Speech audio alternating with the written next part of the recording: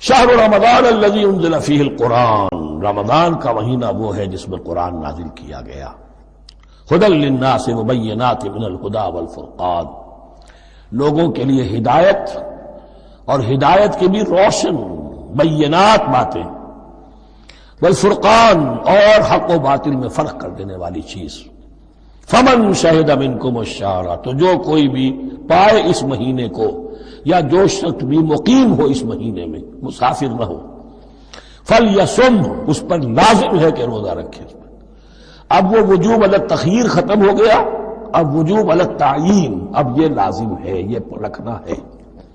ایک رعایت باقی رکھی، ومن کان مریضا او علی سفر فعدۃ من ایام اخر، جو بیمار ہے یا یہ کہ سفر پر ہے وہ تعداد پوری کر لے دوسرے دنوں میں۔ یرید اللہ بکم الیسر ولا یرید بکم العسر، اللہ تمہارے ساتھ آسانی چاہتا ہے، سختی نہیں چاہتا۔ یہ لوگ اپنے اوپر سختیاں جھیلتے ہیں، شدید جو ہے سفر کے اندر بھی روزہ رکھے ہوئے، حالانکہ یہاں اجازت دی ہوئی ہے۔ یہ بلکہ حضور نے ایک مرتبہ ایک سفر میں کافی سرزنش کی، کچھ ایک جہاد اور قتال پہ نکلے تھے، کہ کچھ لوگوں نے اس سفر میں بھی روزہ رکھ لیا۔ نتیجہ یہ ہوا کہ سفر کے بعد جہاں منزل میں اب جا کر خیمے لگانے تھے وہ نڈھال ہو کر گر گئے، جن لوگوں کا روزہ نہیں تھا انہوں نے پھر وہ خیمے لگائے، منزل کا کام کیا۔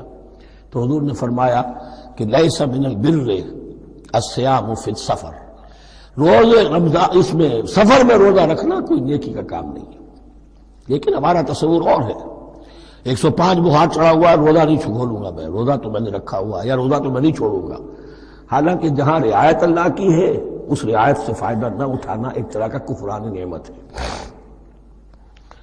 وَلِتُكْمِلُوا الْعِدَّةَ، لیکن تمہیں عدت اور تعداد اب پوری کرنی ہوگی۔ وہ جو تھی ایک رعایت کہ فدیہ دے کر فارغ ہو جاؤ، وہ نہیں ہے۔ وَلِتُكَبِّرُوا اللَّهَ عَلَىٰ مَا هَدَاكُمْ، اور تاکہ تم تکبیر کرو اللہ کی اس پر کہ جو اس نے ہدایت تمہیں عطا فرمائی۔ وَلَعَلَّكُمْ تَشْكُرُونَ، اور تاکہ تم شکر کر سکو اس نعمت عظمیٰ کا جو قرآن حکیم کی شکل میں تمہیں دی گئی۔ اس موضوع پر میرا کتابچہ عظمت صوم اور عظمت صیام و قیام قرآن، اس میں یہ سارے مضامین تفصیل سے آئے ہیں، کیا حکمت ہے، کیا غرض و غایت ہے، کیا مقصد ہے۔